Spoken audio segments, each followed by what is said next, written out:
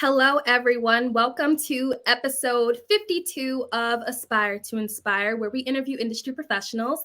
Today, I have actor, comedian, filmmaker, and director Brian Hooks. Let me let you guys know some of his film credits. He is best known for his roles as protagonist Rob Douglas in the screwball comedy Three Strikes and Nick Delaney in the TV sitcom Eve. He actually stars and directs in a feature film called Adam and Eve, which you guys can see and stream on Tubi.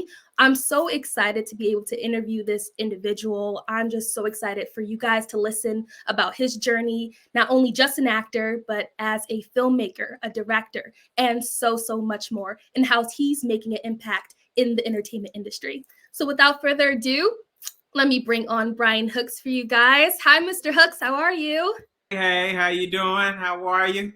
I'm good. Thank you so much for joining me on this platform. As I stated before, this platform is geared for industry professionals like yourself to share your journey within the entertainment industry and how you got to where you are today. So, without further ado, for the sake of our viewers and individuals who will be watching, can you please tell us a little bit about yourself? Who is Brian Hooks? Yeah, well, thanks you so much for having me. And Brian Hooks is, I'm just an individual. I'm an actor, comedian, writer, filmmaker. Just been in the industry for a while. That's where my path took me and where I landed. And I'm just, I'm just this individual who's, trying to build every day and leave a legacy and something special behind and push the world forward through arts and entertainment. Yeah, most definitely. Look at you being all modest. You're way bigger than what you're explaining right now because, you also stated that you're a writer as well, in addition to all the things that you have done. And just trying to, I guess, narrow it down from the very beginning, talking about your journey. Of course, this passion for writing, directing, and so much more started from somewhere. And I guess for me to interlude into the next question, what kind of made you pursue this career path within the entertainment industry? Was it a distinct moment? Was there, someone that you looked up to that made you say like, hey, like I can do this too? hmm I guess it was sort of accidentally on purpose. I was born and raised in Bakersfield, California, and from Bakersfield, it's a small town, and there's not much opportunity for you to do anything in entertainment, if any opportunity at all. And so when I left away for school at Cal State Northridge, I found myself in the epicenter of entertainment. And so again, coming up, I was always into clowning and being funny and music and all that good stuff. But again, from that small town, it wasn't too many ways to nurture those talents and those those gifts that I had. It was just sort of exercise in the classroom and at church getting in trouble. But again, once I was off to Cal State Northridge and found myself in the epicenter of entertainment, I left school to be a teacher, majoring in math. Outside of my core classes, I would add, a theater class, and it was from there the bug started to grow immensely. As the more I learned, the more, I wanted to be involved, the more I wanted to know. And it was so happened that, again, being in the epicenter, they had this magazine called the Drama Log at the time, and now it's called Backstage West. And I ended up submitting myself for this small independent film called Fat Beach. And 6, 7 auditions later, I got the part. And so my first role was a starring role, and that was the beginning of everything for me. That was written and directed by Doug Ellen, who created the hit show Entourage. And so again, going to school, getting my feet wet, and with Fat Beach, things started to happen, and I started getting more and more opportunities, and that was sort of my segue from being a math teacher to the entertainment world. Most definitely. And I love the journey between aspiring actor to actually working. And just to attest more to what you were basically saying, it seemed like things were kind of aligning for you. Little did you know that you will go from being a teacher onto, into this entertainment industry. So one of the biggest takeaways that I admire most about your story is just the beautiful alignment that you may not have seen then, but Yeah. you really can, look at it Yeah. now and attest to it for Yeah, sure. absolutely. It's that old saying is, you want to make God laugh, tell him about your plans. You know what I mean? Like, bro, I already got this. I got this. I got this written out. You just keep, Mhm. you know what I mean? Your head on your shoulders, keep working hard. I'll do the rest. And that's sort of what it was. You know what I mean? Because I could have never imagined that I would be afforded, some of the things that I have been, you know what I mean? Working with some of the people I've been able to work with, from like Oprah Winfrey and Matthew McConaughey, Kate Hudson, and some of these people like that that I always looked up to, and then to find myself in that pool of folks where it was just amazing. So I did what I was supposed to do. Um, and handling my business, working hard, keeping a good head on my shoulder, and then everything else again lined up. My journey was my journey, and it's been an amazing one. Right. Yeah. Yeah. And I love that. Oh my goodness. I gotta stop rambling and moving on to the next question because I could talk about this forever. I love hearing people talk about their journeys and how they got started because it's different for everybody. So Yes, yeah. I admire and I attest to that. Yeah. But And there's transition, no right way. There's no right yeah. way. You know what I mean? And one of the things you can never do is compare your journey to someone else's journey. That's a trap.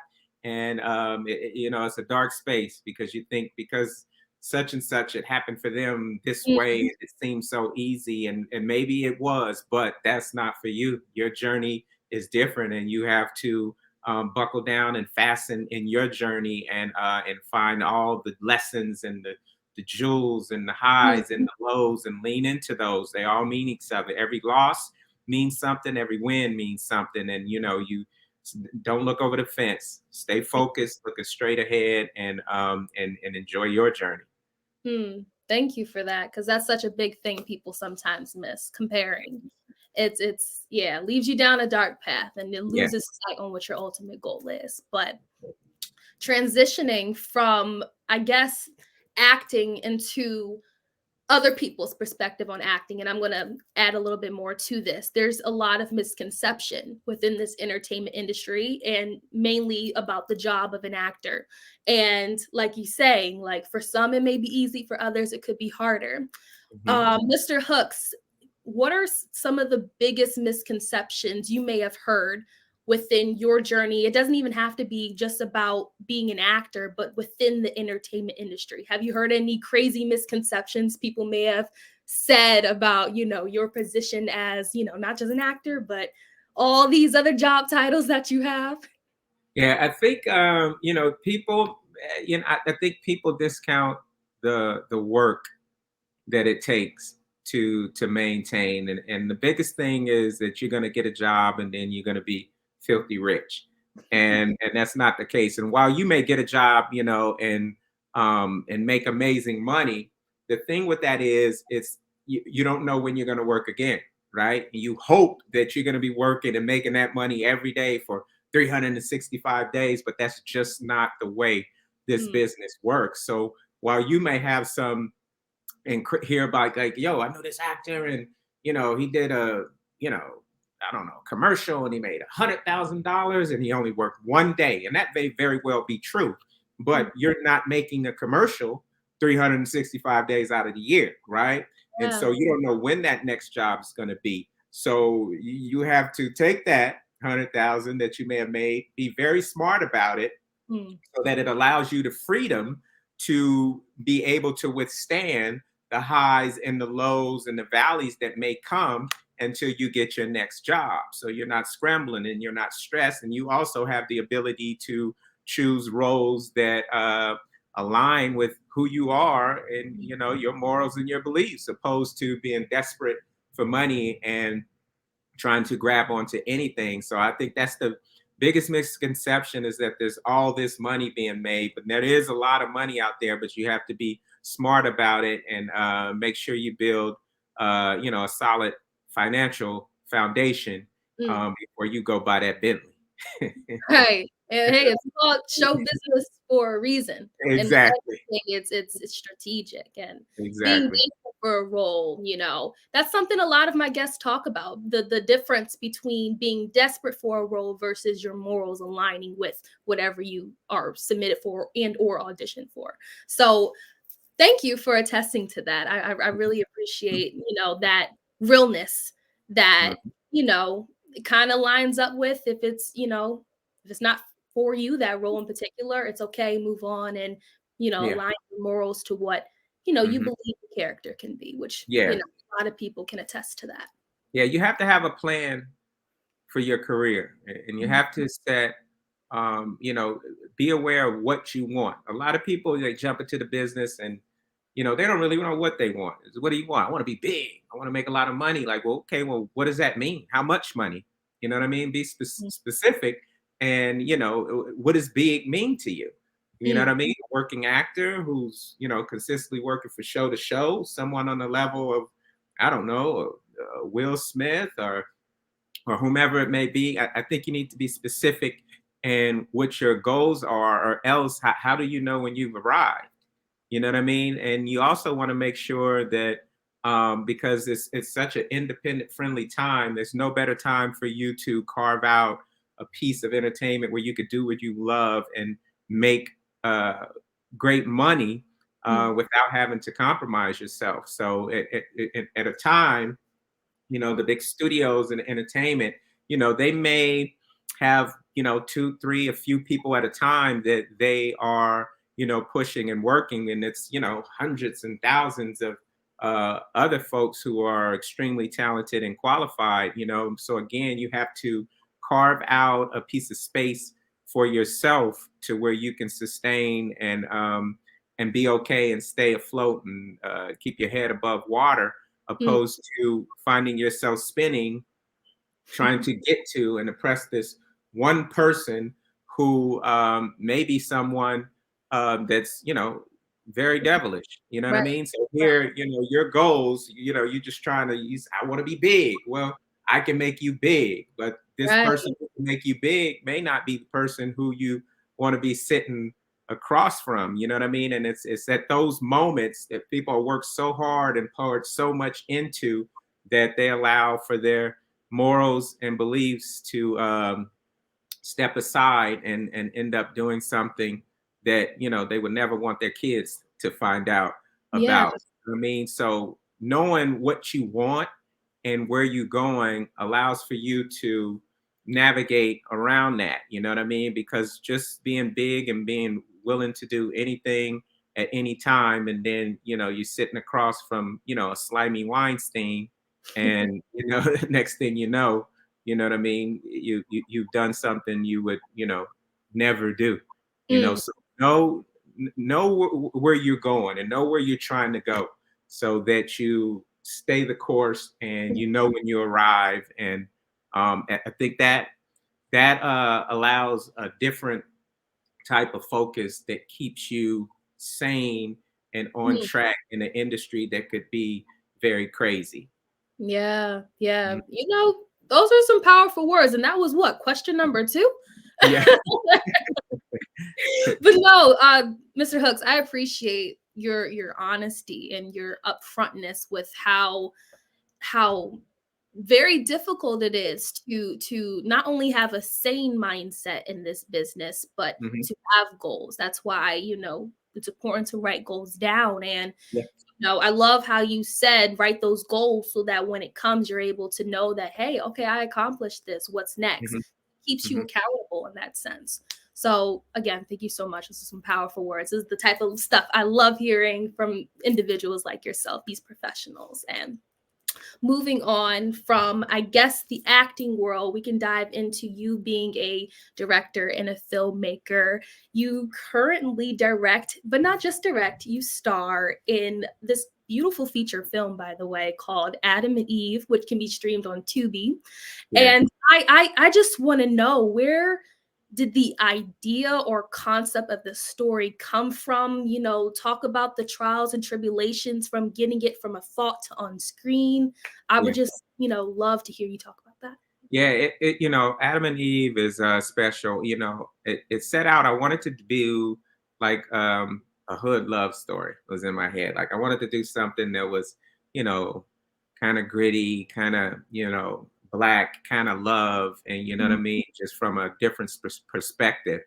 And so I just started spinning my mind and spinning and spinning and spinning.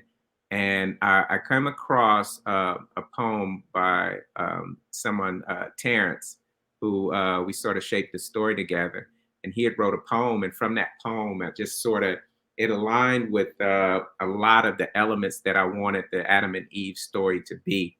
And then from there, I sat down, and this was all during the pandemic when things were shut down, and and the story just flowed out, and I attribute that to God because a lot of the things that came out of me in writing this story was beyond me. Like I don't even think like that, or I don't even talk like that, but I was able to capture the voices of these characters, so I know it was a higher power at work. And then also, I wrote the whole movie listening to an old musician, Nina Simone, and some Mm. of her music captured the tone and feel of what I wanted this movie to be. And so, with the pandemic, with everything being shut down, I figure, oh, okay, I have to wait. And that's when the my left of bang entertainment side and these things I do with the youth sort of kicked in. Mm. And you know, I had plans to do things with them in person and teach them filmmaking. And it's this, program to reach out to inner city youth and allow them to learn the basics of filmmaking and also offering a mentorship. Mm. And I just noticed that these youth were struggling. And so I sort of felt like action needed to happen. And so I said, you know what? I'm going to push forward and make this film during a time where it was probably not so smart. Most people would think to try to make a film. Yeah. However, I wanted to keep them stimulated, and I really felt that I needed to push through and continue being creative and figure out a way to make adjustments because Mm. everything will never be perfect. So how do you adjust to get things done? And so it was that crossroads of needing to get something done and also wanting to keep these youth stimulated. And I was able to do that because I allowed them virtually to be a part of the filmmaking process, the casting, the writing, and then the story, and then on set having a couple of sessions to where they get to say what's up to, the crew and the actors. But also trying to, as an independent filmmaker, again, like, okay, these are the circumstances. Yes, they are difficult, but how do you adjust? You know what I mean? Because at first it was like, oh, okay, you know, we're gonna wait a couple of weeks. We shut down a couple of weeks. We Right. wait a couple of weeks, then we be back up. Mm. So 2 weeks turned to like 200 years. We're like, whoa, okay, this is what it is. And so, Mm. long story short, we end up putting together a very small micro crew to be able make sure that we are able to safe and contain and stay healthy of about 9 people on the Wow. heavy days and even less on other days, and went up to San Francisco and for about 20 days shot this film. And so happy with how it came out, uh, Yeah.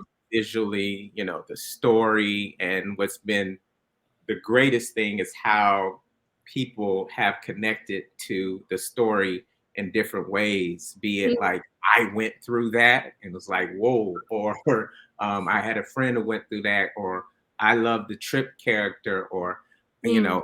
I love that you highlighted PTSD and all these, many elements that are in the film. The way that they've sort of fell in love with those elements in the film has been amazing. But again, it spawned for me just wanting to tell a love story Mm.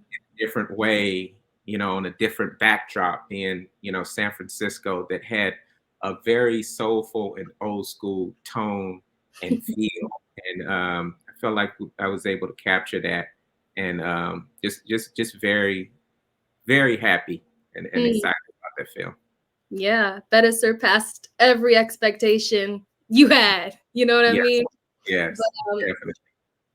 with that being said, and I think this can only attest to how amazing of a storyteller you are. You're able to convey these type of stories of Black love and things along those lines, and how that feels or portrays to others. And you already kind of answered this question, but with the hopes of this being out there and people, viewers, audiences seeing what you put together, what you wrote, what you directed, what you starred in, what do you hope is the major takeaway that people can, take away from this story that, you're saying that, higher being gave to you, but what do you hope for the audience to take away from I think it, yeah, I think it's just the complication of love. Like when you really strip down this story and everything, it just deals with the complexity of love, And this is a film to where, you know, without giving away much, you know, it,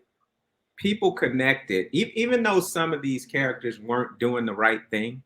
Um, you really felt compassion for them. You know what I mean? So even in them, being on the wrong track or saying the wrong thing or doing the wrong thing, you really felt for them. And it's just a testament that love is difficult and it could be hurtful and it could be sensitive.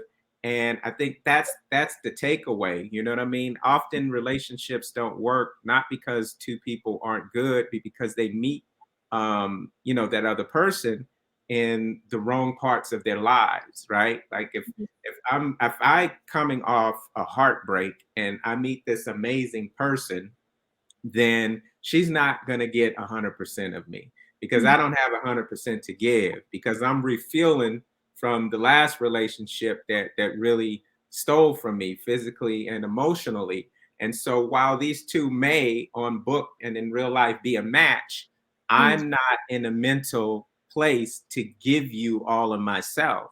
And so often that relationship doesn't work because she feels cheated and he feels tentative because, it may end like the last one ended, and vice versa. And so it's often, not that two people meet each other in a great space to where they have no baggage, so to speak, and no things lingering from relationships gone wrong, that they meet each other with a blank slate and are able to show and give each other the best of themselves. That just really doesn't happen. And so are you able to weave through and be patient and know that that other person has been through some things, but I know their heart, so I'm going to wait it out, and what does that look like and feel like to you? I'm giving you 100%. And so there's so many complexities when you're dealing with love and relationships and marriage that come into play. And often it's not that he or she is a bad individual. It's just he or she is at a different point, space, and place in their lives. And that's sort of what this film is. And, and I think the takeaway is just that, love is complicated, and it always will be. Yeah, most definitely. And I appreciate, you explaining, just what you want audience to take away. It's just what people go through on a day-to-day basis. The reality of love is complex and it's not easy. There's no one direct way, nor, if two people are in love, there's no right way. And No. I don't know, that's just very vulnerable, and just being able to hear that, Yeah. that's just on Yeah. some different type of degree for people to think Yeah. about. Definitely Yeah.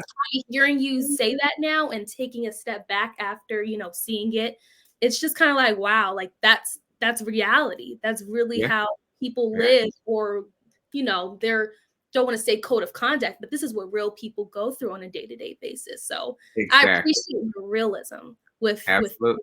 making, most definitely Absolutely. that. It's yeah, love is complicated, to say the least. No, I hear you. I hear you. And you actually touched about your the program that you're the founder of, Left on Bang Entertainment.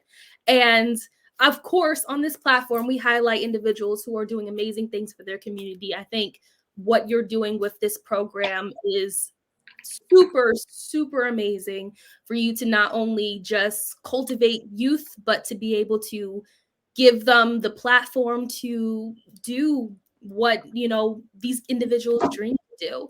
So I just kind of want to dive in a little bit to see where, that vision came from, but also what you hope the youth in, I guess, California will be able to take away from this program and what you desire for them to learn and grow and cultivate.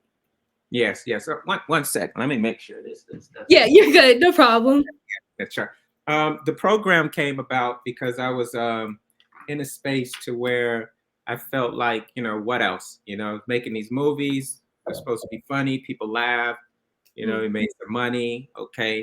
You're making these other films, they're supposed to be scary, people got scared, okay. And it just, you know, found myself not being excited about the things that I was doing.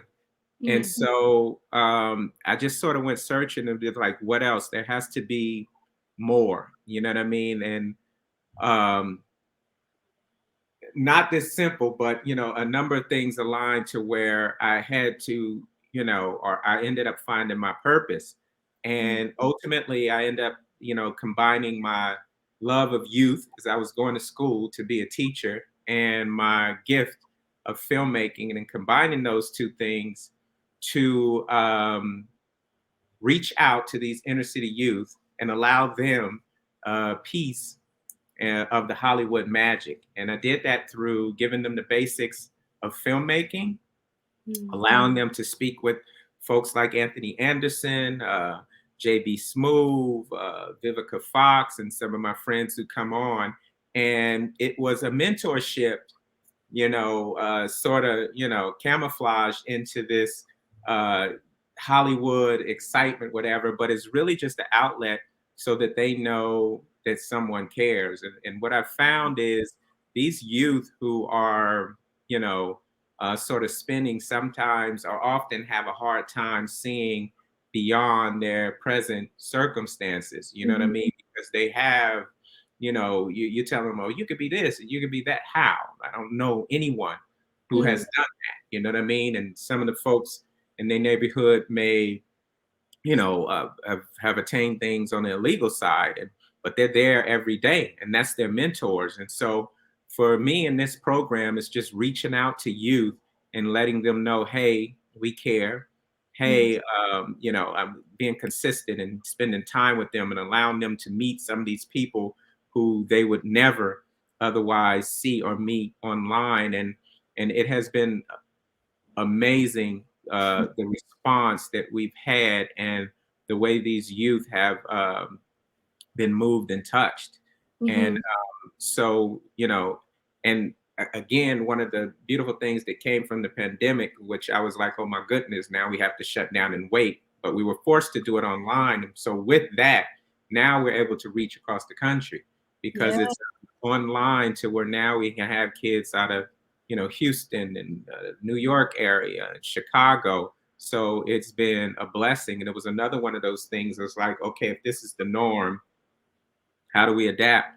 How do we adjust so that we're able to push forward and continue doing cool things? But it's just, me pinching off 5 or 10% of myself and what I do to make sure every film benefits and includes these youth and allow them to have a little bit of that experience and inspiring them to dream. And even if they don't fall in love with filmmaking, they fall in love with the ideas like, yo, if I could do that, I could do anything. You know what I mean? I'm listening to Anthony Anderson tell us, or they can, where he came from, humble beginnings, and now he is who he is. And so just relating to these stories and having me as a mentor to pick up and say, hey, this is what I'm going through, or hey, this is what I'm thinking about, or hey, how can you do this? Because some of them may not have prominent figures,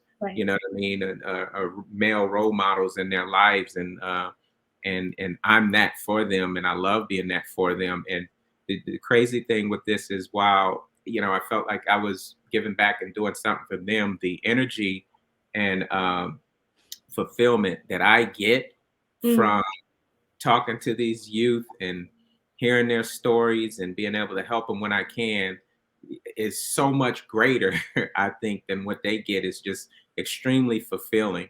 And right. so, if it was a way for me to make make my filmmaking mean more than just trying to make someone laugh and make a Mm, few bucks. These kids now get to see the direct benefit of that by being a part of it, and and funds being redirected back to them so that we could do cool things. yeah. And wow, that's it's a well, first off, I'll say that in this lifetime, you're we accomplish a lot, and to still want to have a heart of service attests a lot about a person. Mhm, And with you, creating this program for the youth, you're not even realizing how much of a benefit it is to be a mentor for youth out here to learn the ins and outs of filmmaking, and mhm, for them to learn from you. I'm sure that's just, a great feeling of gratitude and thankfulness, I would have to say, to be able to be, in all honesty, a light, a figure for these mhm, kids to look up to. And mhm, again, I was raised to believe that, this life is made of service and to be of service. mhm, And I can only just say thank you for doing something like this. Not a lot of people have that type of mindset to want to reach out to others and to help and to assist. But mhm, here you are, with everything that you've accomplished, still wanting to give back. That just only can attest to how far, I mean, you're already far out in the game, but, mhm. good work's never go unnoticed. That's all Yeah, I'm. thank you. No, I appreciate that. And again, I do. I'm a Rotarian actually, and our motto is service above self. Mhm, And but again, I think people discount, like, there's no greater feeling than giving without expecting or mhm, wanting anything back. There's no car that's fast enough, no house that's big enough. It doesn't exist with the emotion and feeling and fulfillment that you get from giving back mm, to those in need and expecting nothing back. It's amazing. it is, it is. And transitioning from, this amazing program that you run, um, kind of just getting a setback moment of sharing any type of advice for filmmakers, for actors who are in this industry. They want to know how it works. They want to get, their feet wet in this business. Any Mhm. type of advice and or guidance or gems that you may have and would like to share, even from your experience, anything that you would rather do differently that you would like to share now, this is kind of the time to do so. Yeah, I think the thing with me is, again, this sort of accidentally on purpose happened, is um, being independent and going out and creating your own content. Mm, And when we were starting, a buddy of mine, Barry Bowles, and I, we made this small film for $13,000 called Q. And when we finished that movie, it was absolutely horrible. It was just a bad movie. But it was funny, and it was 90 minutes, and it was coming on the heels of Fat Beach that had did amazing numbers on DVD. And so this small film, bad film, um, we made for 13,000. We released it through this mid-level distributor, and it made $800,000. And so with that, we sort of carved out some space to where we can exist, making these modest budget films with these mid-level distributors. And I say that to say that was the foundation that has kept me whole. And that has been the foundation that allowed me to sort of create my own path, independent of, you know, Hollywood dictating, what I do, when I do, how I do. mhm, Adam and Eve would not have been made um, without me having that independent background, but that's me, because most of my films are comedy and they try to keep you in a certain space. But that independent background was me having the ability to say, hey, I want to make this and I want to make it now. And because of everything that I've learned and the chances I've taken stepping out back then, I was able to do that. And so I say all this to say that just learning to create your own content in your own space is extremely important in this day and age. And when I started doing it, it wasn't as popular and it wasn't nearly as many outlets. And now it's at a time to where one, technology has advanced to the fact that you don't have to have millions of dollars worth of equipment. If you're smart, you can literally do it on an iPhone. And also, there's so many outlets now with the emergence and the streaming world now. Every network and studio, NBC, Peacock, and so on and so forth, and Hulu and Tubi. Everyone has a digital streaming platform now, and they cannot. It's impossible for them to fill that space with content. So if you can make good content, then you can find a home and be able to monetize from your work. And so it's an amazing time for you to be independent, and you don't have to have a ton of money. You just have to be creative.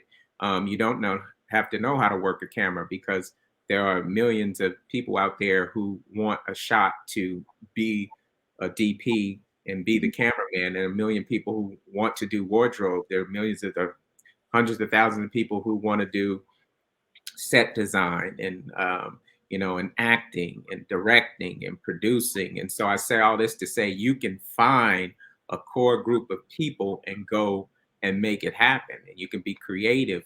Don't cheat the story process, because people will watch.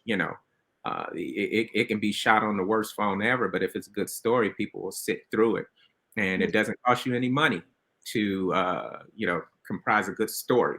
And so I would say start putting the pieces in the building blocks to create content independently on your own. Be that a team of 4, 5, or 10, or 15 with a common goal that here's what we're going to do.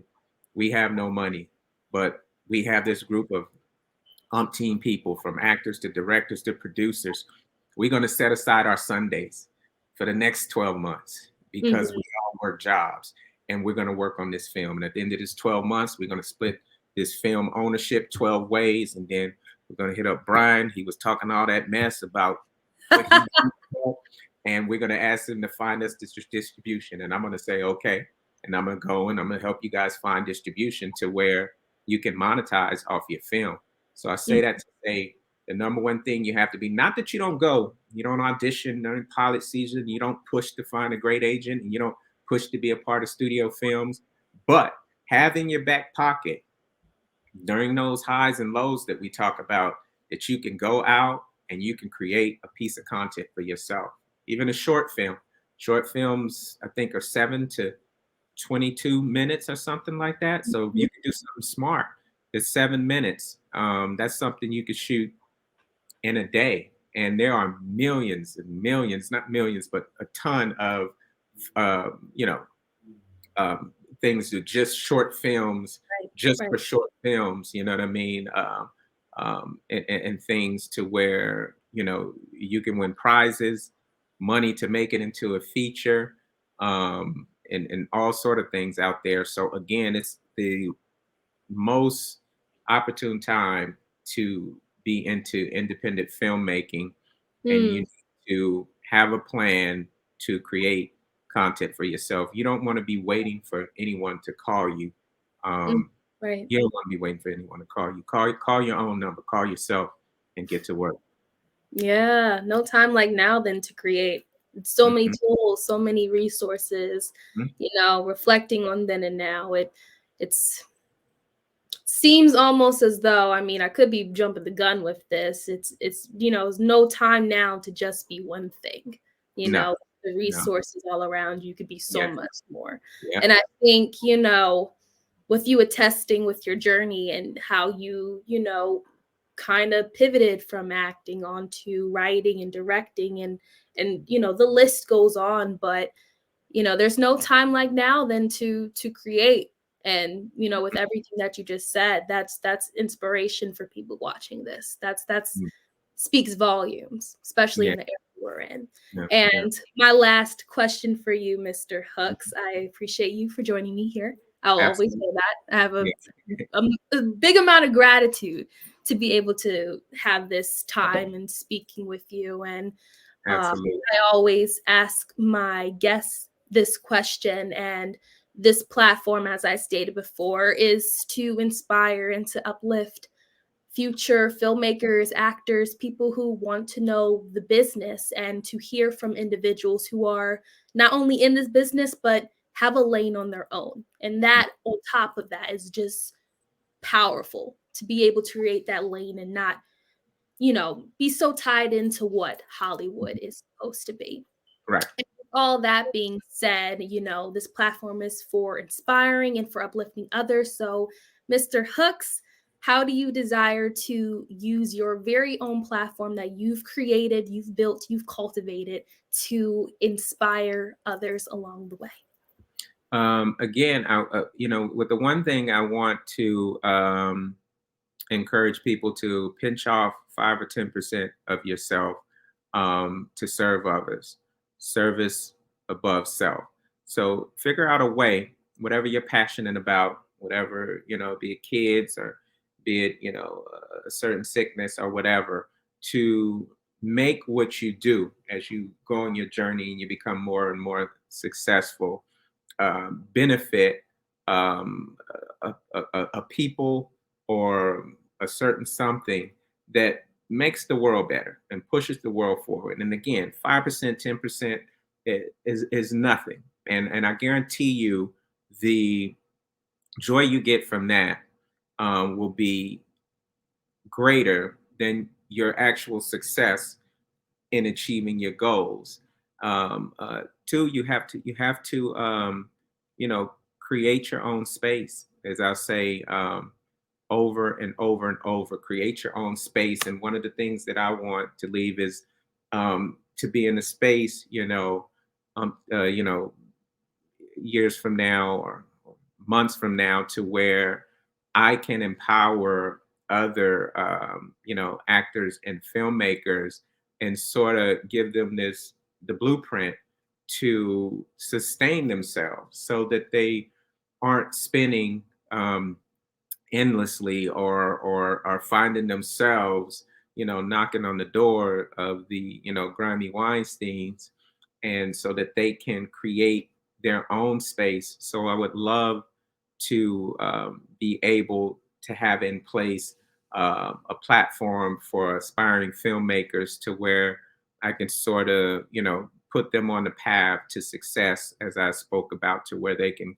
create their own content, or piecing them that this guy who I know writes, and this guy who wants to direct, and this guy who wants to produce, so they can come, what I mean, to, what I put together and be paired with other, like-minded, positive, cool folks, and go out and make this cool, interesting content and have an outlet, so that if you really about the art, and for you is really about the love of, running a camera or directing or set design, here's a space and it's a platform that I created to where you can go and make a living for yourself. Will you be on the billboard, at sunset? Maybe you will, maybe you won't. I don't know. But if you love this art and that's what you want to do, I would love, what I mean, before it's said done, to have a space that where people can tap in and it's safe and it's honest and they are able to, see the fruits of their work, and so for me, it's just setting up, the next, not even the next generation, but just the peers and other, I consider myself an underdog, and, the next group of underdogs to have a safe space where they can come and create and do cool things. And that's what I want to leave. And that's what I want set up years from now as I continue to make, whatever film that's on my mind at the time, and being blessed to have the the foundation and the background that I could do what I want, when I want, how I want, which is where I am now. And it's just a beautiful space, and I like to empower others to be able to go there instead of sitting by the phone.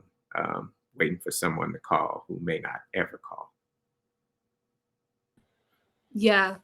Wow. We could just wrap it up there. Yeah.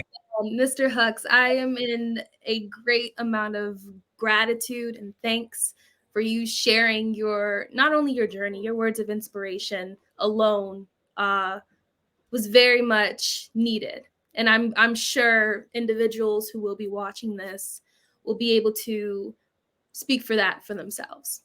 Be able to take away words of inspiration, even, learning the ins and outs of just more than acting, but filmmaking and directing and writing, as well as you attested to, your journey with all of those things earlier.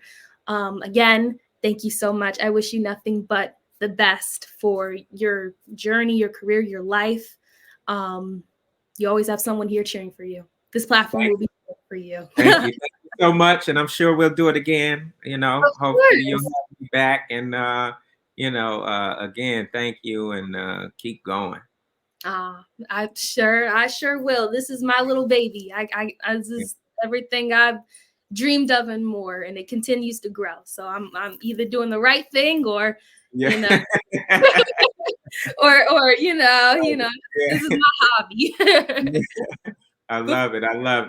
Thank you so much. Stick around, Mr. Hux. But for viewers watching, thank you so much for tuning in episode 52. Of course, more interviews with industry professionals will be coming very, very soon. Until then, thank you so much for watching. Audio